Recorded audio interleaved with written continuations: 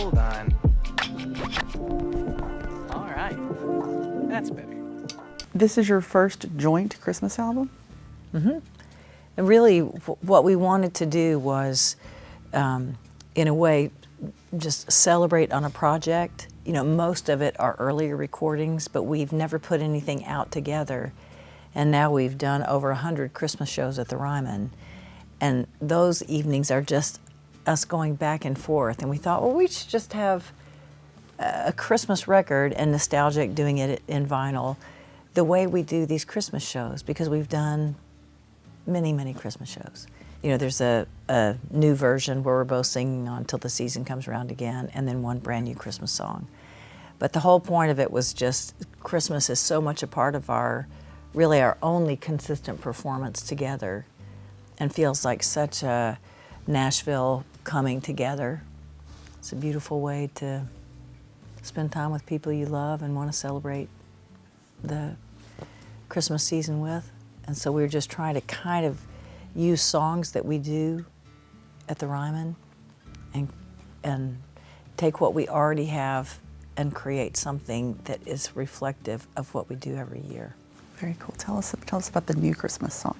The brand new one, When I Think of Christmas, is a song that was written, that was initially recorded by Matt Maher. Matt said, hey, would you come? I'm working on a Christmas record. Will you come listen? And I said, yeah, do you just want me to go like, fantastic, fantastic, he's a great writer, or do you want me to say anything back? And he said, no, I want your input. And I listened to that song and I said, well, you shot yourself in the foot with that killer second verse. And he said, what do you mean? I said, everything needs to come up to that. And he said, well, will you go write it? And so he just invited me into an existing song. And then he sang it and did a wonderful, big production of that song. But music is, the great thing about music is it's a shared experience, but it's also very private and personal. And so a song can have two completely different lives. One is the big rah, you know, everybody's in it together.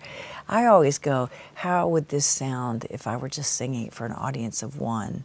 And Christmas especially does have those moments of togetherness, but also at the end of the year, everybody always kind of does an assessment. What faces do I miss this year? What is the future going to look like now? It's kind of the best and worst of everything, like life all the time. Anyway, so we just took it a different production route, and it's sentimental, and I get pitched Christmas songs all the time. You do. And this would be great to record, and I'm like, oh my, I'm sort of embarrassed that I've made 4 Christmas records already. This compilation is the 5th. And but that song that Matt wrote, it's special.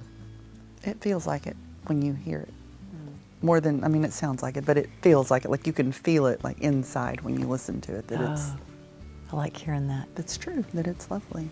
Talk about how you landed on the other songs for this record. There's lots of Christmas songs. You've done this residency 15 times now. Yes. You've sang a couple Christmas songs over the years. Right.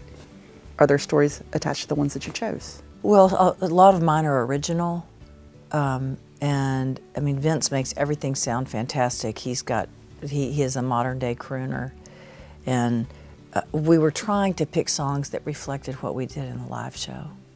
And so if somebody came to a Ryman show, and they wanted to say, oh, I want to remember how this evening felt, we wanted what was on that record to be reminiscent of the evening.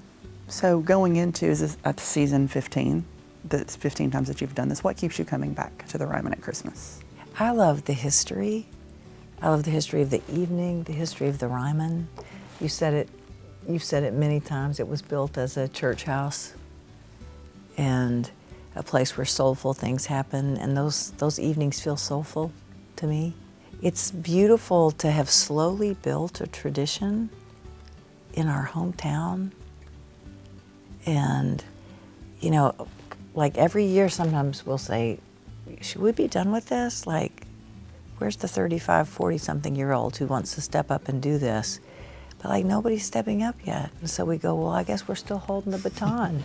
But we just try to take it just one season at a time. And it still feels like our time to be doing this.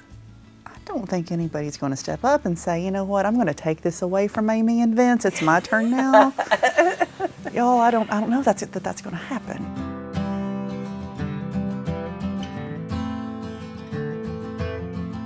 It's like you've started a family tradition that you share with Middle Tennessee. I love hearing it like that. You know, it's like, what are your favorite memories? Do you have favorite memories from the years doing that show? I feel like I'm doing all the talking. Well, way more interesting.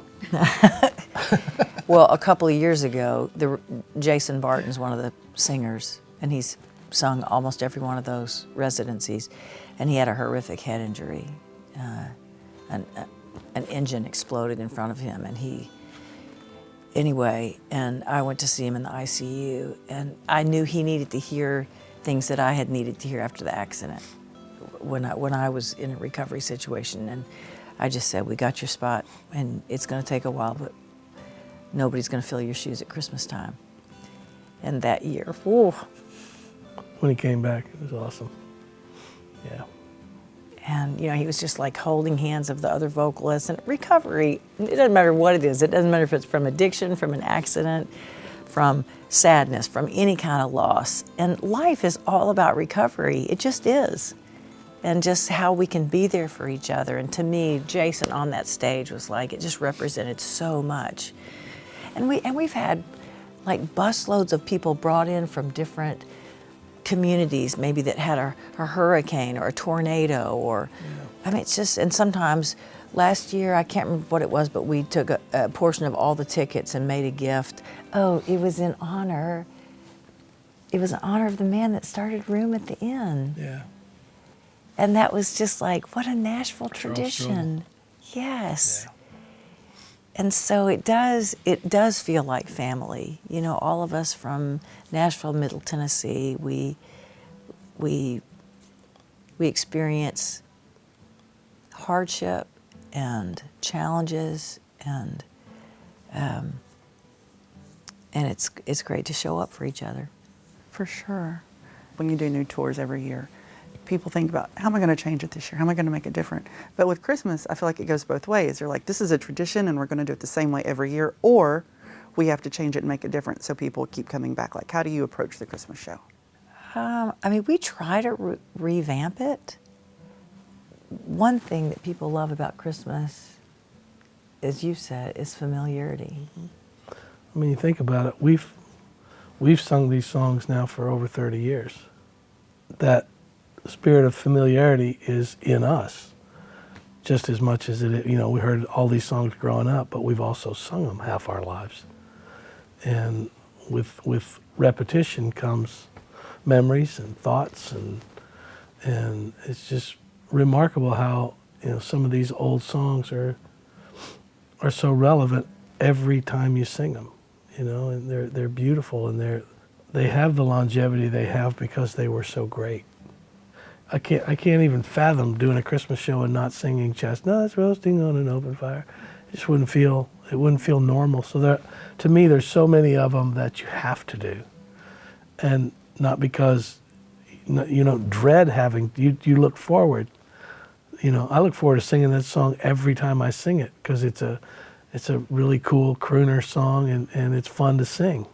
I want people to think it's Frank Sinatra up there singing those songs. You know. I want to sing it like that. I want to sing it authentically. I don't want to sound like a country guy singing "Chestnuts Roasting on a Fire," you know.